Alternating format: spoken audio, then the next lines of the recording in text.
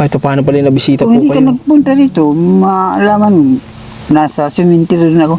Naaalala niyo pa ba ang mag-asawa na si Tatay Doro at si Nanay Isin? Ang mag-asawa na minsan nating natulungan sa bayan ng Kapalonga. Kamusta na nga kaya sila sa panahon ngayon? Sabi ko, paano akin, titira ako sa iyo ha. Sabi kong ganun. Titira ako sa iyo. Marami kang anak, 7. Dadagdag ka pa ng pakainin. Sabi ko ganoon. Doon nagtampo at saka yung ayaw kong tumira. Nagtampo siya sa akin. Sa muli naming pagkikitang tatlo ay medyo nalungkot ako sa aking nadatnan sa sitwasyon na mag-asawang ito. Hello guys, kamusta kayong lahat? So, hindi na kami nakapag-update na nandito kami ngayon sa Bicol. So, biglaan lang, talagang isang araw lang talaga natulog. Dumating kami kagabi ay gabi na. And then ngayon, pabalik na naman tayo ng Candelaria. Pero bago tayo bumalik, meron tayong bibisitahin na dati nating beneficiary dito sa highway. Napaanohan natin sila ng kubo, munting kubo lang. Kasi sila ay may edad na. So, nung mga time na yon ay talagang pinilit lang sa munting kinikita natin. Talagang kumbaga hinugot lang na makapagpagawa ng munti nilang matitirhan. Kasi sila ay dati nating pinatira doon sa pabahay ni Commander. Malaki yung pabahay ni Commander, kaso ay hindi sila komportable kasi malayo sa tubig, ganyan. So dito, dahil still ayaw daw nila doon, nahirapan daw sila doon, sabi ko sige po, pagagawin ko kayo ng kahit munting kubo. So ngayon, titingnan natin kung ayos pa kasi matagal na yun eh. Titingnan natin dito sila. So naantay ko lang si Rans. Kaya buti sa yung mic. Dito na. So si Commander andun tsaka si Kairot, 4 lang kami magkakasama. Ayan. Then tara, lakad na tayo. Tsaka shoutout din pala sa tita namin na grabe mong kaingay, no? Akin na takan to. Alright, at saka shoutout din pala sa tita namin na natuluyan namin dito sa Kapalonga pag umuwi kami. So thank you kasi nakapagpahinga kami ng maayos. Grabe mga dito guys, ang tricycle. Kasi probinsya eh, kaya kahit maingay okay lang sa kanila. So sana nandito sila guys. Yun lang ang natin, hiling. So marami sa kanila ding nagmahal dati, maraming sumubaybay. Ay, dito sana. Hindi ko lang alam kung ayos pa yung bahay. So baka sira na. Kasi matagal na yung kubo na yun eh. 20 ano yan Rans? 2024?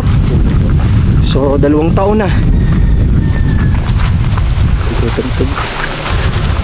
Nagkapatugtog ng radyo. So ibig sabihin may tao.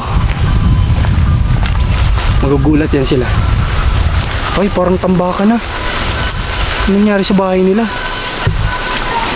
Sa pagbungad ko nga dito ay nakita ko sila na nag-uusap. At nakita ko rin na medyo sira na rin ang pinagawa nating kubo para sa kanila. Isin sapatos mo. Kaya mo ba magsusot ng chinilas? Yan ba ang chinilas mo? Hindi. Hindi, alin? Yung may butas-butas. Noong huli kaming magkita ni Tatay Doro kahit papaano, siya ay malakas pa. Pero ngayon, nalungkot ako kasi mas lalo siyang nanghina. Luma ng chinilas mo tatay. Wala naman ibang hiningian lang ito. Isin. Mga sinilas ko. Mga binigayan lang. Ay, bigay lang sa iyo. Mali ka dito. Tandaan lang. Tandaan naman. Nakakarating din naman tayo dyan. Malapit lang naman. Sa mga hindi nakakaalam, si Nanay Isin po ay mayroon dating anak na matagal niyang hindi nakita. At tayo po ay nakagawa ng paraan para sila ay muling magkasama. Nangyayari na hindi. Ayaw mong tumanda, ay matanda ka na nga. Matanda pa yan. Tatay Doro, parang napansin ko lalo kang humina ngayon kumpara po noon. Alam mo pa ba ang taon mo ngayon kung ilang edad ka na? 85. Abay, talagang alam pa ni tatay. O si Nanay Isin ilang taon na? Mag-80 na yan. Mag-80 na rin. Pero ang pensyon nyo nakakakuha kayo. Oo. Pambayad lang baga sa Kahit pa paano nakakakuha naman kayo. Ang kakakuha. Tsaka parang dati ba puti ang buhok mo nung nandito pa kami? Oo. Maitim. Maitim pa. May maitim pang kaunti. Oo, may puti-puti pero hindi ganyan na lahat na ngayon kulay puti yung buhok mo. Anong nararamdaman mo, tay? Ang ulo ko palagi kong hilo. Nahihilo ka. Eh, dati mo naman ang problema yan. Nahihilo ka na rin naman dati. Mababa naman ang dugo ko. Mababa ang dugo mo. Hindi ka ba nagpapacheck up na regular? Palagi na ako sa ospital ba? Kung ilang araw ako sa ospital. Na-hospital siya, nanay? Isin?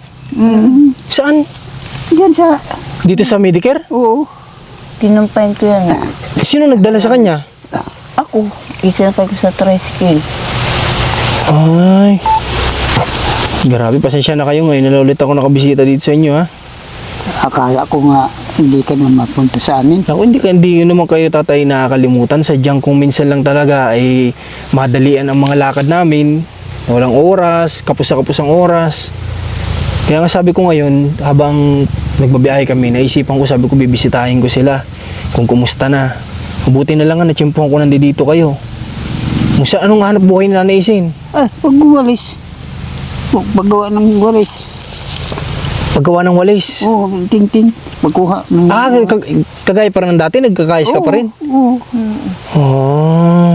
Hindi na dati kong hanap buhay. Pag may nag-order ng 5, kakayasan, dadalahin. Si Nanay Isin parang di tumanda, ganyan ka na dati. Si Tatay Duro ang tumandang itsura. Ay, sakit ako ay. Yung kasakit nga yan. Hindi man na Pinampayin ganyan ko ako. ulit yan sa bayan. Kung wala akong sakit, hindi ganyan ang mukha ko. Pero tayo, bakit nabanggit mo kanina anong nangyari sa isang mong mata? Tinuka nga ng manok. Hawak-hawak kong manok. Oh. Dumulaga. Eh, malapit sa akin ang tuka. Pinihilang ulo. Tinuka mata ko. Alin dyan?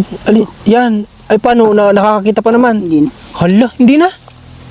Pero parang pag araw o kaya gabi parang may maliwanag. Ay, wala ganun. wala akong nakikita. Pero itong isang mata mo, kaya pala di mo ako nakikilala kanina. Hindi ba ang kaliwa kong mata ay may tama ng sinsing sa suntok niya. Naglaban ako sa 4 ay. Kailan kung paratanong ka, hindi mo na ako tarantado. Hindi ka tarantado pero nagpag-away ka sa 4? Oo. Inunahan siya eh. Wala akong pili. Kahit ako saksakin, hindi wala akong ayaw. Tumapatay ako din, salamat. Kung sila madisgrasya ko, agwan talaga siya. Hindi mo na ako mabilanggo at marami sila ako. Suro.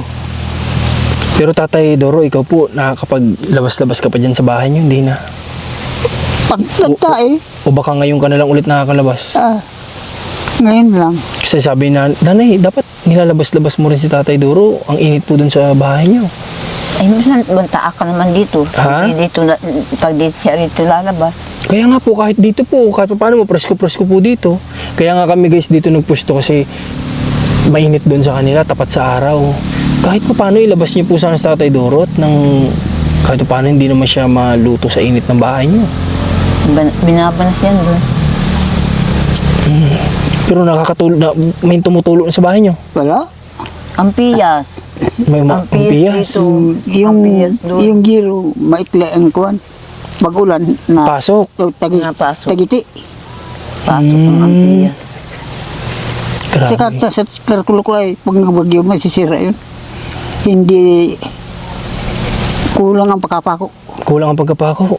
Kampirito, tignan. Nang gumawa. Sisihin natin yung gumawa niya. Sino ba nagawa niyan? Ay, ewan ko sa iyo.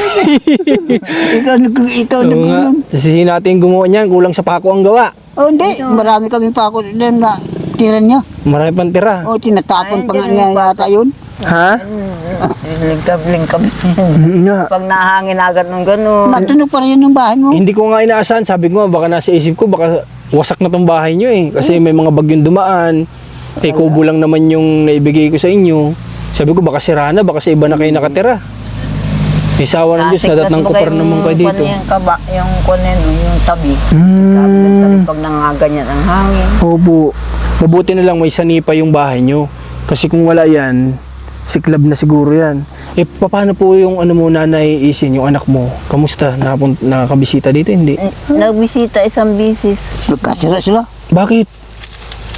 Eh, gusto nila, doon kami tumira sa kanila. Oo. Ako ayaw naman. Siya ayaw din. Nagtampo sa akin. Nagtampo. Tinanggihan itong hindi na raw ina. Ay, sinabing hindi na... Anong pagkakasabi na naisin sa'yo? Ang sabi sa akin, Mama, hindi kita na magiging mama. Ayaw mo dito sa akin. Eh, sabi ko, paano akin? Titira ako sa iyo, ha? Sabi kong ganun. Titira ako sa iyo. Marami kang anak, 7. Dadagdag ka pa ng pakainin. Sabi ko ganun.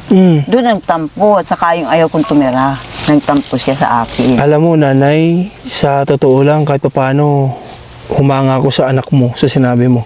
Kasi gusto niya kayong alagaan sa likod ng marami siyang anak. Ano, kaso nga lang, siyempre po, naiintindihan ko yung side nyo na ayaw nyo maging pabigat. Di ba, tatay? Anak. Na, kayo po, naiintindihan ko kayo. Pero yung anak mo na, unawaan ko din na gusto niya kayong makasama pa. Gusto Hanggat nga buhay pa kayo. Gusto niya kayong kumbaga, maalagaan pa. Kasi hindi lahat ng anak o may asawa, papayag na nandun ng magulang, di ba? Yung iba nga, ayaw eh. Oo. Kaya lang ay naawa naman ako. Mabait ang asawa noon. Oo nga po, kasi payag nga siya na doon kayo eh. Kasi kung ayaw niya yun, hindi kayo nun sasabihin dito na doon na kayo sa kanya. Yun ang kinatampo niya sa akin. Nagtampo pala sa'yo. Okay ka lang po, tatay? Ayos ka lang, nangangalay ka? Hindi. Hindi naman? mangangalay. Hindi naman? Okay, nagpunta pala dito. Kahit pa paano pala nabisita Kung po hindi ka kayo. nagpunta rito, maalaman mo, nasa cemetery rin ako. Bakit naman? Ayong kung hindi ako nag-alis sa Medicarin, parang sa masid ka, parang pinag-aaral na ako nila na kung ano ang gamot. Puro antibiotic at tinuturok ay. Kaya Nanghina ka, nanghina yung katawan mo. Lalo ako napilay. Hindi lang ako pa, hindi kundi pasama. Eh, ito na nga yung sinasabi ko, guys. Kaya ano, pero hindi natin alam, pero hindi naman natin sila sinisisi o ano. Pero hindi ba kayo nag-herbal? Hindi ba kayo uminom Ang dami ng kong, herbal? hindi, puro tabletas ba ganyan dyan. Hindi ko lang na matandal ko nung ng mga pangalan nun. Doon ka na simulang naghina yung mga paa mo? Hindi. Wala pa akong, Sabi mo, lalo ka nang hina. oo, at hindi, wala nang practice sa lakad. O dahil din doon sa mga tinuturok na antibiotic. Ay, antibiotic nga. Kasi manghihina ka po doon kapag hindi na kaya ng dosage ng katawan mo. palit, balidi lang doktor, kung sino-sino Titingin, ituturok. Oo, Ay, Sino nag-decision po na ilabas na sa ospital si Tatay Ako. Doro? Ikaw na. Oo. Ano sabi mo? ang doktor hindi payag na magkuhan. Labas. Oo. Oo. Eh, sabi ko, ayoko na. Para ka akong pinapatay ako dito. Bakit ano kung sino magpapatay? Uy, yung mga kasamahan ko rito, pag wala ka, sila nagtiturok sa akin. Para ka akong pinag-aaralan ako nila. Yung mga ganyan na palang nangyari sa inyo, na-hospital ka pala. Buti si Nanay Isin, hindi naman. Hindi ka naman na-hospital, Nanay. Hindi naman. Hindi ka naman nagkakasakit. Ang sakit niya, rayuma. Ito, ang tuhod ko namamaga yan. Kahit pa paano kasi si Nanay Isin, yung nakakagalaw-galaw, yung kumikilos ka kasi, lakad ka ng lakad, ayun nga na, nagkarayuma ka pala. Siya ang lahat na kibo. Siya ang lahat. Natabo, nakahoy, nalaba, nalupo, Igid. naigid. Buti nagkakasya po yung nakukuha nyo sa pensyon.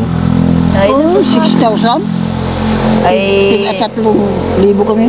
binayaran ko naman ang mga utang May namin mga utang lang. Kaya sa mga kami, tindahan. Kaya Tapos yung nakukuha nyo, siya nang ibinabayad nyo naman doon sa utang. sa oo. utang.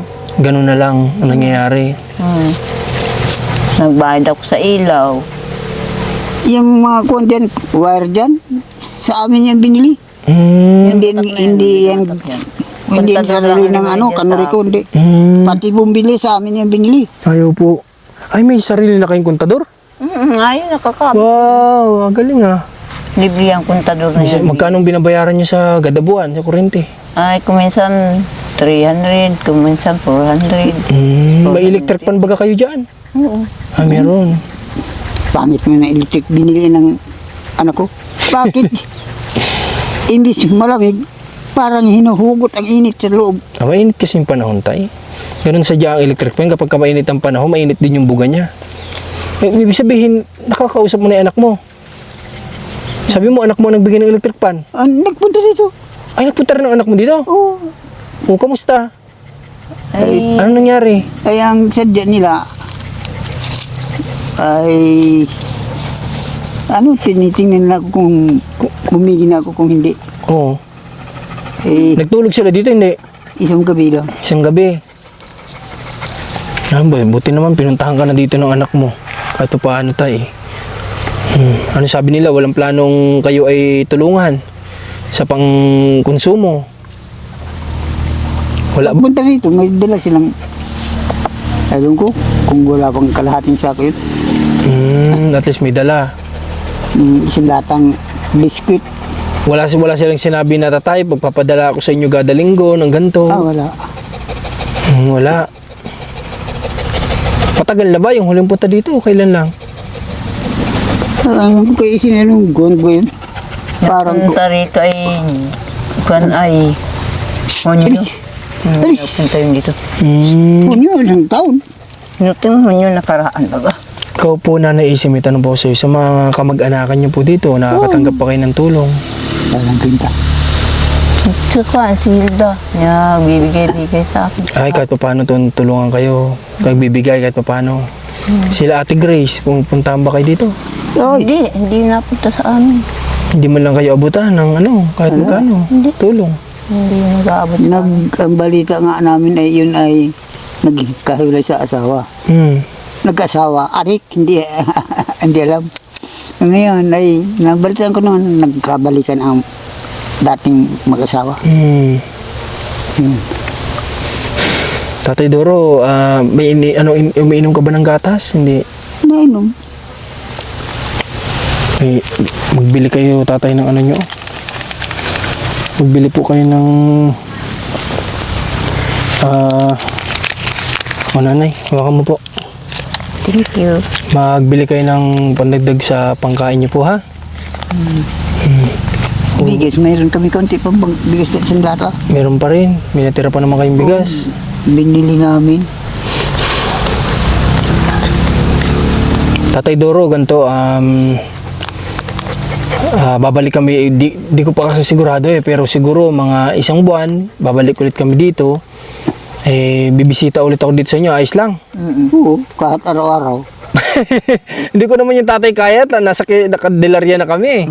Hindi na kagaya dati na kaya ko kayong bisitahin kahit araw-araw. Kahit pa paano nababantayan namin kayo. Layo na ng Candelaria. Kaya nga po, kamusta yung tinitirhan nyo doon dati, yung pinatiran namin sa inyo, nakikita nyo pa ba? Kasi ano kakita? Sa ati, sinanaisin na, ayos pa naman.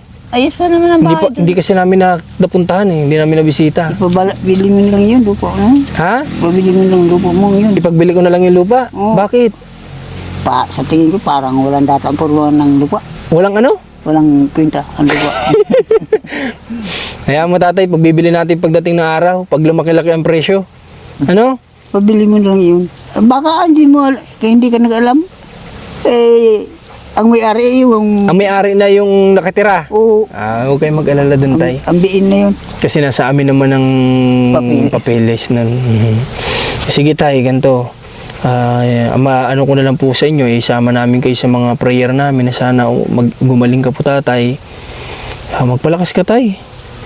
Nagpakiwari ko parang nagkinig ko ito. Maganda po sana mapacheck up kayo. Wala mang kwentang check-up yan, di man naigi. Ang layo kasi dito guys ng mismong ospital talaga. Yun po yung isa sa problema ko dito sa bayan namin. Ang pinakang ospital po dito ay magbiyahe ka ng mahigit 2 oras bago ka makarating. Dait. Sa Dait pa po Camarines Norte. Sobrang layo. Kaya para sa edad nila tatay, hindi na sila pwede magbiyahe ng ganong kalayo. Kasi mabubugbog na po sila sa biyahe. Yan po yung isang problema ko dito sa bayan namin. Meron man po dito, yung parang pang first aid lang siya. Sabi, Medicare, kahit pa paano mapi-first aid ka nila, and then sasabihin din nila na dadaling ka sa Dait, sasakay ka sa ambulansya. Kaya yun po ang hirap kapag ka magpapacheck up ka dito ng tao. Sana soon dumating ang panahon na magkaroon kami dito ng ospital na talagang masasabing malaking ospital na para sa bayan ng Kapalonga. Na sana, naniwala naman ako baka dadating din ang araw na yun. Ang kalawat nga ay ginawa ng, ewan ko kung mayor ang may pagawa o ang presidente. Ginawa ng hospital malaki. Yun po sana sana nga dadating din ng panahon na magkaroon tayo nun dito. Para yung masasabi nating maraming specialist na doktor, iba't ibang specialist na doktor, may naka-duty, ganun. Si Algalado nagpunta roon. O sige tay, gusto ko sana mapacheck up ka eh. Kaso lang pabiyahin na kami ngayon. Sa susunod ang punta mo. Ano bang pwedeng gawin natin? O sige tay, ha, ganun na lang ha. Pa-check up ka namin tay. Ano? Pagbalik namin dito ha. Oo. Pero hanggat maaari, kung may kamag-anak sana kayo na pwedeng sumama, mapacheck up na kayo. Wala bang pwedeng sumama? Wala. Yun lang problema natin. Kung meron mo lang sana, pwede naman natin kausapin. Baka hindi na ako gamitin ng doktor doon dahil alis ako doon. Sa diet naman tatay. Dait yun. Sa diet po. Kasi pag dito, mas maganda sa diet kayo ma-check up. Mapatingin yung paa mo. Kontakin ko po si Ate Grace. Gusto mo? Pakiusapan ko, baka pwedeng masamahan. Sino? Si Ate Grace. Yung Grace ni Ate Puy daw. Testingin mo na lang kung hapon. Testingin po natin. Kontakin ko, baka pwedeng mapasuyuan natin kahit magbigay tayo ng pera para po kayo ay madala doon. Testingin na lang. O, sige, susubukan natin pakontak kay Commander ha. Pakontak natin, baka sakaling pwede po kayong mapa-check upan. Kasi mahirap yan imbis lalo makakalakad-lakad ka pa sana. Sige tayo, paano, papasok na ba kayo doon? Hatid ko kayo o dito muna kayo? O, dito na. Dito muna. O, presko. Huwag na muna kayo din sa loob, dito na muna kayo. Ha? Oo. O, sige po, nanay, tatay. Pasensya na ulit kung ngayon lang ako bisita ha. Tingin ko pati sa'yo na nalaki ka. Ha? Nalaki ikaw. Nalaki ako. Mm. Ay, baka natangkad pa, kaunti. Sige tayo, magpalakas ka. Pati na Idol ko si Tatay Doro. May balabas din si Tatay Doro ay. Magpalakas ka tayo ha. Sana haba pa ang buhay mo. Para matagal pa tayo dito magkwentuhan. Yun lang yung hiling ko. Yan mo, sama ka namin sa dasal namin. Kaya pala may nararamdaman. Sige po guys. So, nabisita lang ako talaga dito at nang Ano ito yung dati mong kasama? Opo, si Rans pa rin yan. Puyat si Rans ngayon Nagda-diet po yan ay. Okay guys, so palabas na tayo dito sa area nila nanay. So, ayun, sabi nila kanina, natutuwa ako. Sabi nila, ikaw kasi pinabahayan mo kami dito. Eh, sabi ko naman sa kanila, kayo po kasi nag-request sa akin. Pinagbigyan ko lang po kayo sa kahilingan nyo na mapagawang kayo ng kubo. Kasi malaki yung tinitira nila dati. May malaking kwarto, may sariling CR, may balkon. Tapos may malawak na palibot kasi yung po ay lupa na nabili tapos pinalagyan namin ng pabahay, and then umalis yung unang pabahay doon ni Commander. Sila yung pinalipat ko doon mag-asawa. Hindi siguro sanay sa malaking tirahan, nag-request ng maliit. So ngayon naman nagrereklamo sa atin, pero naintindihan ko, matanda na kasi sila. O kaya joke lang nila yun. So salamat sa pagsama sa amin ngayon at pabalik na rin kami. So pag-pray natin si Tatay Doro, yun lang po. Salamat. God bless po. Sana po ay pag-pray natin si Tatay Doro at si Nanay Isin na nawa sila ay gabayan ng Diyos sa kanilang pamumuhay na mag-asawa dito sa kanilang munting kubo. At sana sila ay pag-ingatan.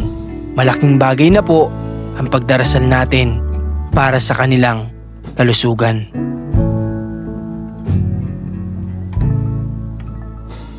I'm buried beneath the sand. There's no way to speak or reach out my hand. Watching the paper slowly unfold, bracing for news that I can't bear to hold. While I'm singing this song to myself, I sing this softly to myself. Tore up my jeans on the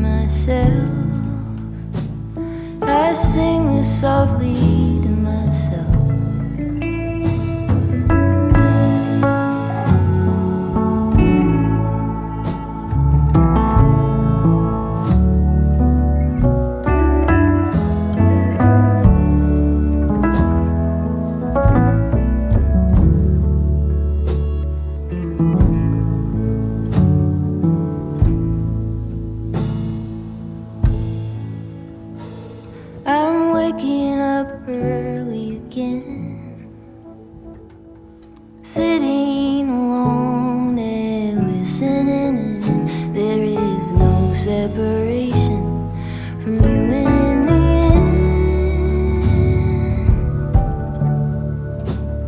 I sing this softly to myself. I sing this softly